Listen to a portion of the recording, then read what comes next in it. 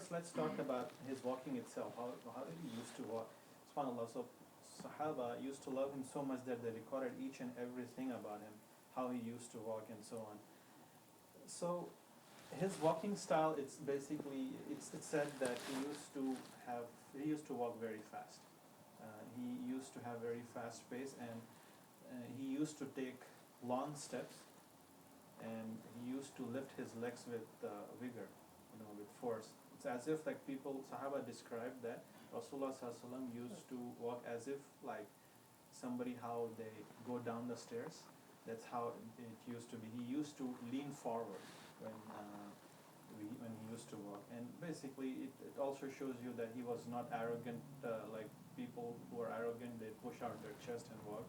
That he was not like that. So he would be very fast and move very quickly, and they also said he wouldn't drag his feet like other people. He would do it normally and lift the leg with vigor, and also when he used to walk with people, he used to tell the Sahaba radiallahu anhum that they should walk in front of him, just out of humbleness again, because he didn't want to be like, okay, I'm the Prophet, I should always be in the front, you be in the back. No. So he always used to be in the back and tell people that to be in the front. But still, his walk was so fast that Sahaba radiallahu anhum, they would have difficulty in keeping pace with him. And that's why Abu Hurairah radiallahu anhu, he said that I did not see anyone walk faster than him, and they found it very difficult to keep pace with him. So that was the style of Rasulullah sallallahu alaihi wasallam. And he used to place his steps very softly on the ground. That's what we call it. And let's look at his ride. So now we have these cars and bikes or whatever. At those times there was a ride, but it was in the form of horse, mules, donkeys, or camels, right? So did Rasulullah ﷺ have any of those? He had a donkey. Actually, it's called a mule, not a donkey. And they had a name also, and it's recorded in Sahih Bukhari and many other hadith. His name was Ufayr. And what's the difference between donkey and a mule again? So a mule is basically, you can say it's the parents are male donkey and female horse. So that's you get a mule. And it's interesting about mule is that it has good of both horse and mule. So donkey, if you know, it's famous for being very stubborn and very like not intelligent. So mule actually is intelligent, not like donkey, and it's not like stubborn like donkey. And it is better than horse in the sense it lives longer than a horse. So mule has better thing. But the thing about mule is that they are not good at fertility. They do not produce children, or reproducing is not that common among them. So that was one thing. And I don't know why with this mule, they have a lot of fabricated stories. People say that, when Rasulullah ﷺ passed away, this donkey or mule committed suicide, and he used to talk and so on. But those things are really stories. People just want to spice it up. There is no evidence for it. But another was the camel named Qaswa. Remember the camel whose Qaswa was? Yes. This was the one that actually belonged to Abu Bakr radiallahu anhu. And when it was time of Hijrah, Abu Bakr radiallahu anhu gave it to Rasulullah sallallahu alaihi wasallam, but he said, no, I will not take it from you, I'll buy it from you, because I want to get rewards of Hijrah as well. So Rasulullah sallallahu alaihi wasallam bought it from him, and he used this same camel to go to Medina.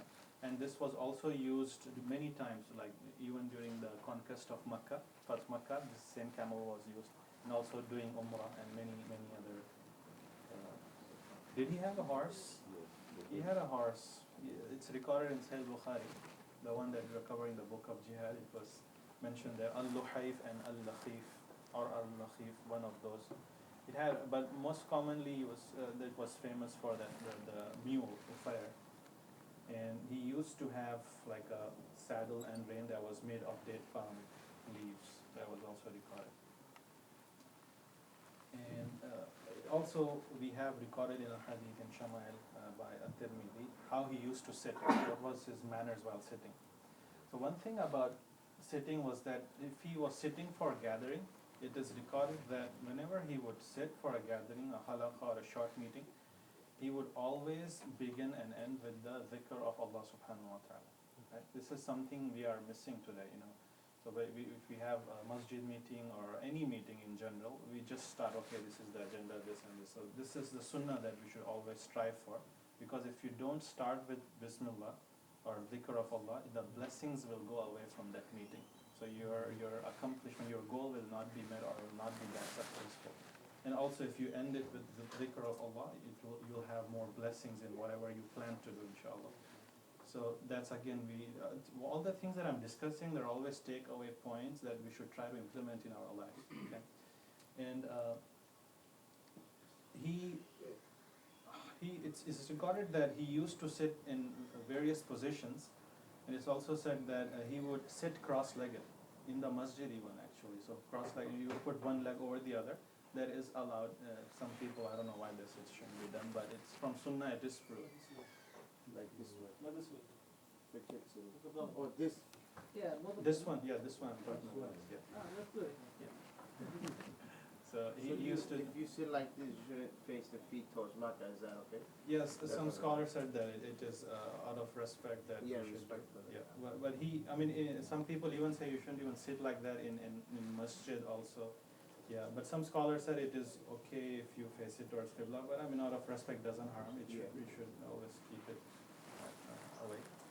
And also, he would also sit in qarfasa posture, like sitting on the buttocks and raising your knees and holding like this. Many people sit like that.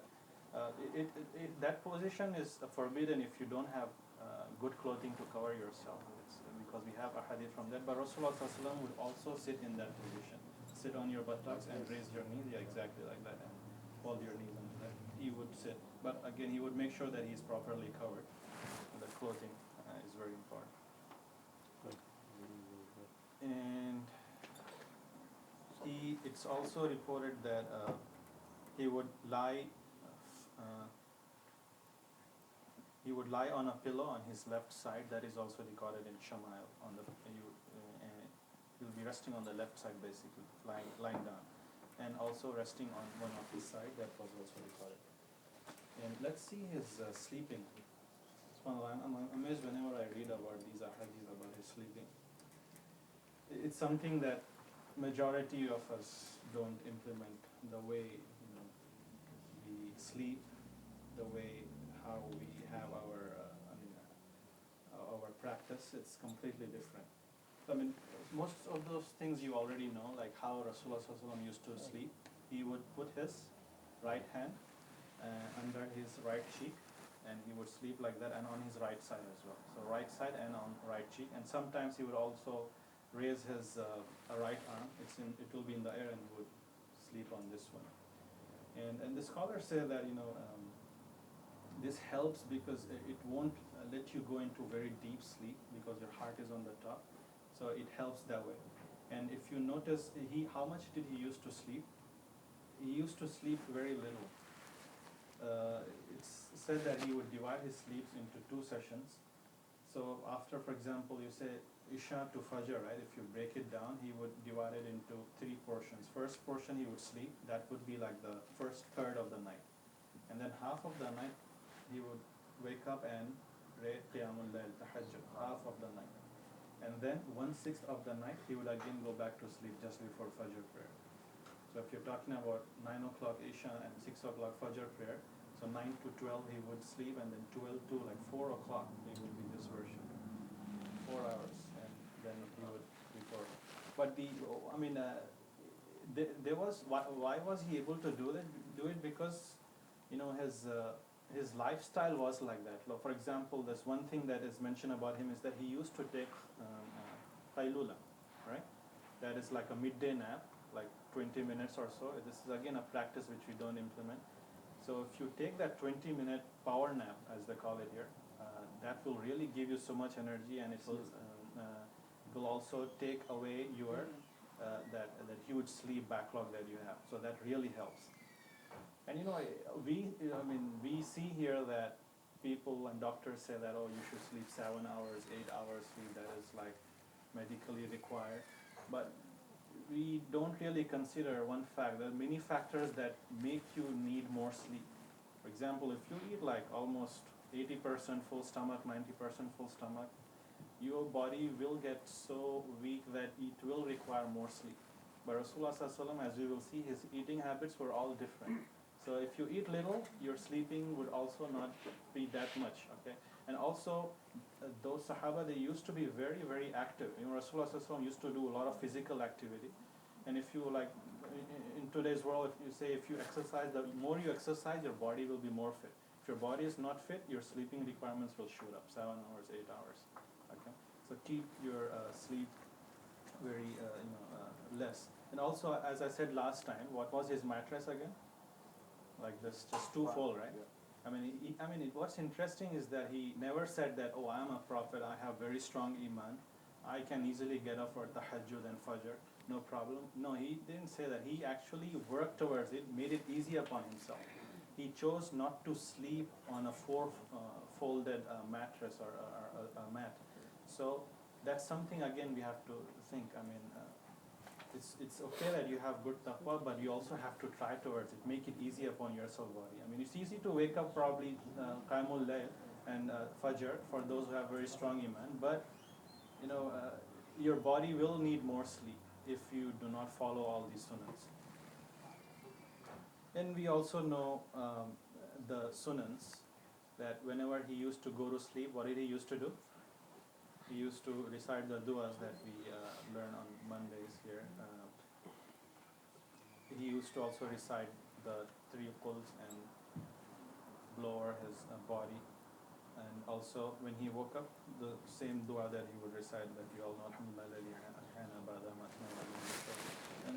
and also it is, subhanAllah, it is also recorded that he also snored when he was sleeping. That is also recorded. That's nothing wrong with it, but that was also there with him. And so again, the whole idea of his sleeping was that he didn't want to go into very deep sleep, and yet he was doing justice to his body. He was very much against people who were like trying to abandon all their sleep and worshipping all the time, all night. He would say, that's not my way. I keep a balance. I worship also, and then I sleep also. And just not sleeping and just worshipping is not a sign of strong iman, but you have to work towards it. Make your sleeping requirements less. So may Allah subhanahu wa ta'ala help us really. And if you sleep on a very expensive and very fancy mattresses, really, your sleeping requirements will definitely be more than 7 or 8 hours. So another thing which is said about his sleeping is that my eyes sleep, but my heart is always awake. So one time that happened that he just got up and he did not make wudu and started praying. So his wife, she asked him why he didn't make wudu, why just stood up. But he said that I have a different case. Even though my eyes are sleeping, my heart and my mind is always awake. So that was, we will cover as a separate chapter, things that were very specific to Rasulullah sallallahu